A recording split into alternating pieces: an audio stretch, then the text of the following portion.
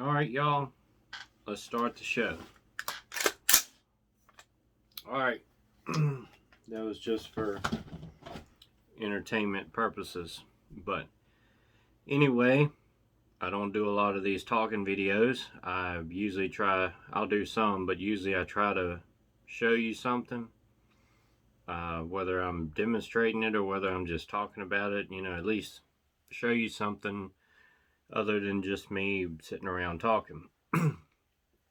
Usually there's a lot of people, a lot of preppers on here that does that, and they're good at it. They have interesting things to talk about. They do research and give you a lot of good information and things along that line. Usually I don't do that, so I don't do a lot of talking unless it's some basic stuff that maybe motivates you or something you hadn't thought about. But anyway, I'll talk some long-term prep stuff today. And with that being said, I have a circle, a group, or whatever you want to call it, and hopefully you do too. If not, you should be building that. And a lot of preppers talk about that. I've talked about that several videos, but that's usually the box that we stay in.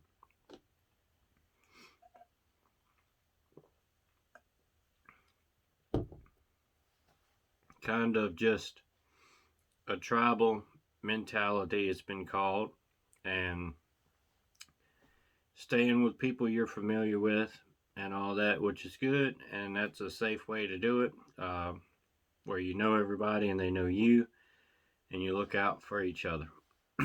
But here's what I've been thinking about lately, kind of a concept.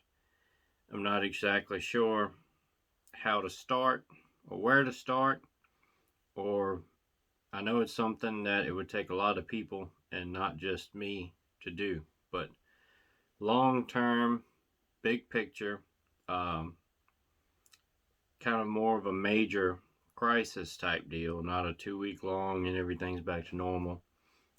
Total collapse or pretty close to it type of scenario.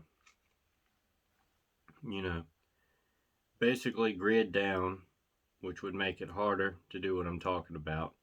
But it is what it is. That's why, it's prepping and, like I said, long-term SHTF stuff. And that's why it's good to talk about and think about and kind of war game scenarios like that. But anyway, as I said, you have your small group and you do your, everybody does their part in the group, whatever their specialty or their job or their task is, and maybe contribute to some other things. But still, you're in the small group and you're in basically the same location, definitely the same region of the world, meaning like, I'm in Virginia, so everybody in that circle would be in Virginia, within basically 20, 30 miles, maybe 50-mile radius. You can draw that circle on your map or whatever you want to do. I don't have a map, but it would be pretty cool for this scenario. But anyway, so being in that same region, you have the same access basically to certain resources like your weather patterns, how cold it gets, how hot it gets, your change in the spring and all the weather change and stuff, seasons. So like in Virginia, unless somebody knows something I don't know, we can't grow things like oranges. That's like Florida's thing, California's thing, stuff like that, where it stays warmer, all year, or warmer than some places. Like here, it gets, I'd say, mildly cold. Last year we had some days in the teens, but mostly it stays 20, 30, or 40s and 50s normally in the winter, something like that. So it gets cold, but it's not like Canada cold, stuff like that. So with that, I'm not an expert on all the things and the weather conditions and growing and the different states and stuff like that. But like I said, I know Florida and California is known for like oranges and things like that, where down here where I'm at, it's not really so much the case. But since it gets cold here, uh, like I said, depending on your time of the year and how the winter is, it gets cold, but usually not too freezing. Um, like we have hogs, and we plan on killing as soon as the weather gets right, and salting them down and smoking them, the old-fashioned way.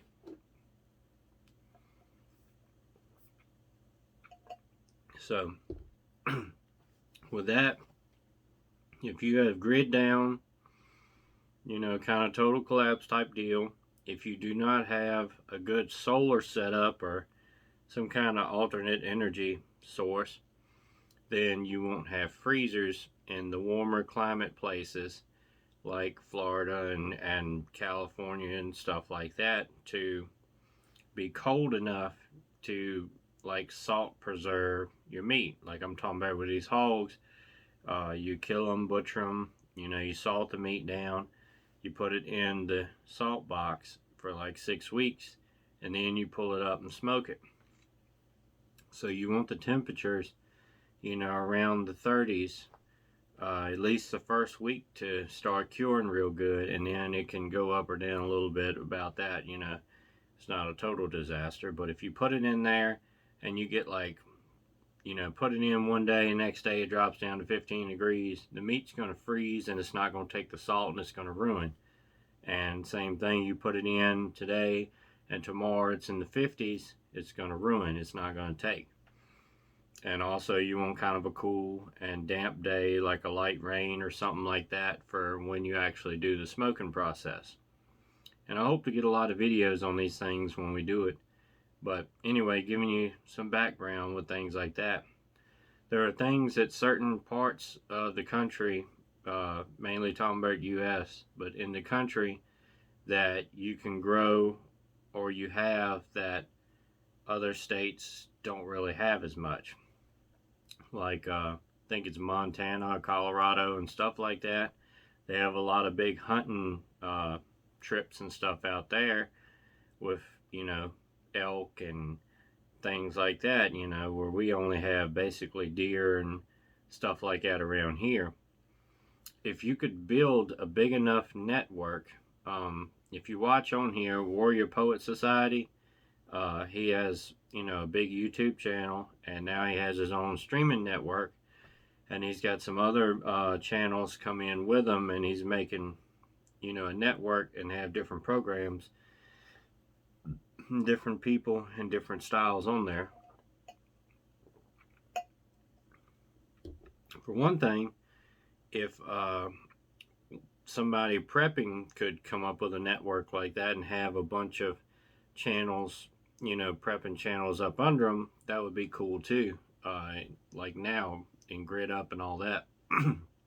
But grid down, if you had built the foundation to where, people like me in Virginia could talk to, you know, people in other states and build a big enough, community. Like if you have one group leader in one state, talking to ones in other states and all kind of band in more or less together.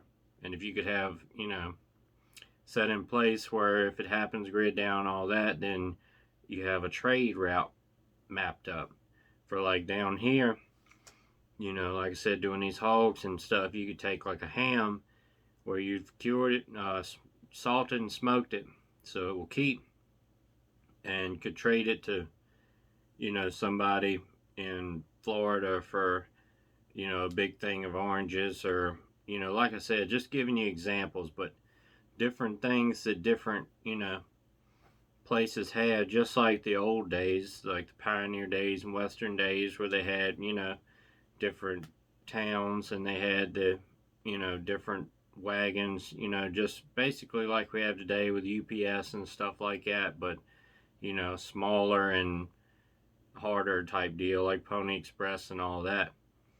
I think that would be a really good thing to get into if you could figure out how to orchestrate it. Like I said, horses and wagons would definitely be a good,